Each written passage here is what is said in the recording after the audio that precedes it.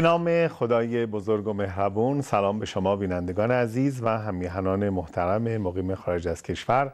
سب کبیرم، فکر کنم منو با مقام عضوای ولایت عوضی گرفتی که فقط مرجع خارج کشورن. تو خود نظام متاسفانه مرجعیتشون همچین یخت چیزه. من که اینطوری نیستم. آقای دکتر سلام، خیلی خوش آمدید. همونطور که میدونید ماه آینده بزرگترین رویداد سیاسی داخلی در ایران رقم خواهد خورد. رویدادش رقم خواهد خورد؟ مقام عضو طفلی همه رقم خواهد خورد. مزاح کردم که یه کمی از این فضای درب و داغونی که هستی خارج بشی. چه خبرته؟ تو که یه موجی دوزاری هستی اینطوری از حال عزا گرفته باشی؟ ببین مقام عضو بدبخت بینوا چه ماتمی باید بگیره. آقای دکتر، ما اگه این نزدیک به 200 کشور دنیا رو بخوایم لحاظ بکنیم، اونطور که تو دنیا تبلیغ میشه بهترین مدلی که الان وجود داره مدل دموکراسی یا مردم سالاریه که ما هم در واقع به نوعی از اون رو داریم در کشورمون تجربه میکنیم. شما نظرتون چیه؟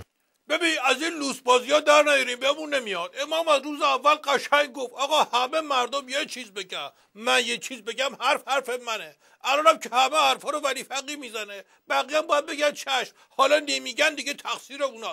رئیس جمهور هم ولی خب انتقاداتی هم بهش وارد هست. انتقاد چیه؟ میخوام فکشو بیارم پایین. خیلی ممنون. آقای دکتر، به موجب قانون اساسی ما و در نظام مردم سالاری ما رئیس جمهور چه جایگاهی در قانون اساسی؟ قانون اساسی کیلو چنده؟ ببین چند تا حالت داریم، بگم تا همچین چیز فهم شی. یا رئیس جمهور مثل حاج آقا رفسنجانیه، مقام عظما دکترین خاکش کن به زور باشون میرم.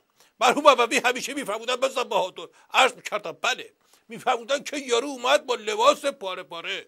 گفتن کجا بودی؟ گفت مراسم تشییع جنازه و خاک سپاری بابام بود. مرحوم خاکش کردیم. گفتن خب پس چرا لباسات پاره است؟ گفت آخه ناکس مگه میذاش خاکش بکنیم؟ این یه مدل.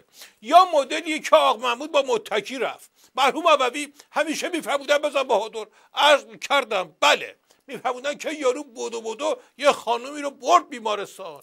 گفت بابا به دادم برسید، این مادرم مسموم شده، سم خورده، به دادم برسید. گفتن خب پس چرا سر صورتش کبوده؟ گفت آخه ناکس به زبون خوش که نمیخورد. اینم یه مدل. یا مدل آقا محموده که بحثش باشه برای برنامه بعدی. الان بگم زیادیت میکنه، ممکنه رودل بکنی. فقط اشاره بکنم و بگذارم به سلامتی مگس که یادمون داد که زیادی که دوره کسی بگردی آخرش میزنه تو سرت. خیلی متشکرم همکارم آقای علیزاده. سوالاتی رو که بینندگان محترم برنامه کنکاش از میهمانان برنامه پرسیدند رو مطرح میکنم. عرض سلام و ادب احترام دارم. خب آقای دکتر گویا یکی از هموطنان عزیزمون پشت خط هست. من خدمتشون سلام عرض میکنم، بفرمایید. سلام میکنم خدمت مجریان و مهمانان محترم برنامه. یک سوال داشتم خدمتتون، چطور باید تحمل شکست نامزدهای انتخاباتی رو در رأیگیری در بین طرفداران اونا بیان کنیم؟ با تشکر، خدا نگهدار. این که گفت هموطنمون پشت خط هستن، ولی فکر کنم طرف پشت دیواره، شاید پشت هم میز خودش باشه، چون صداش که از صدای من نزدیکتر و واضحتر میومد.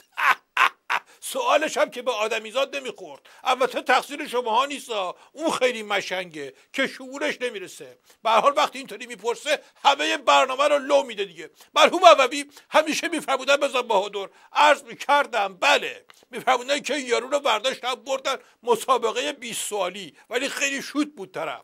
بهش گفتن که جواب سوال بیسکویته، ولی زود نگی برنامه ضایع میشه ها، یه کمی ایز گم کن. طرف گفت باشه، رفت اونجا نشست، گفت 1 کویته، گفتن نه.